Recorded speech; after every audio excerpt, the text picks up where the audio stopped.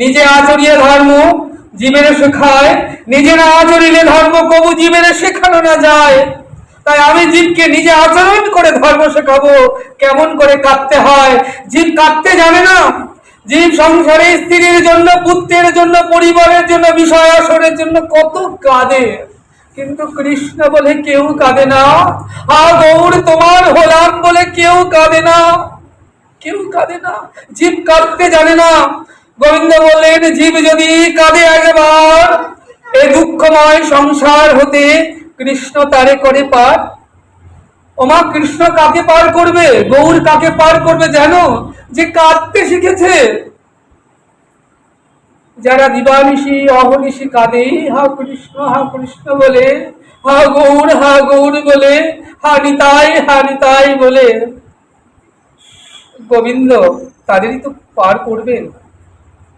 গোবিন্দ বলে, আমি সব সইতে পারি জানো। কোন ভক্ত যদি দুপোটা নাহের জলে আমায় ডাকে না, তাকে দেবার মতো আমার আর কিছু থাকে না। আমি তখন তার কাছে বাধা পড়ে রই, বাধা পড়ে থাকি। যারা কৃষ্ণ ভজ মা, গৌর ভজ, তারাই তো মহাভাগ্যবান, ভাগ্যবতী। তাই বললেন, গৌর নাম অমিয় ধাম, পীড়িতি গৌর গাথা। আবার জীবনে গৌর, মরণে গৌর, গৌর গলার হারা। শয়নে গৌর, স্বপনে গৌর, গৌর নয়নের তারা। গৌর বিহারে নামাজি পরাণে, তাই তো গৌরে করেছি সব। গৌর বলে যাহুক পরাণ, কিছু নাহি চাহিয়ার।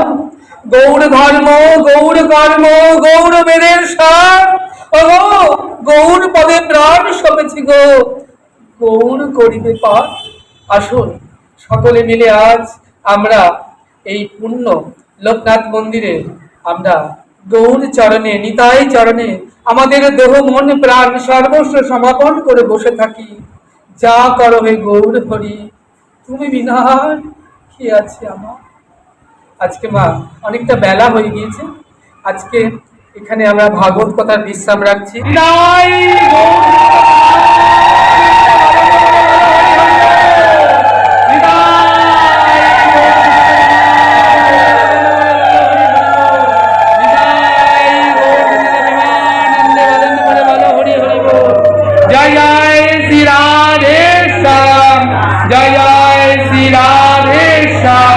जय जय श्री राधे श्याम।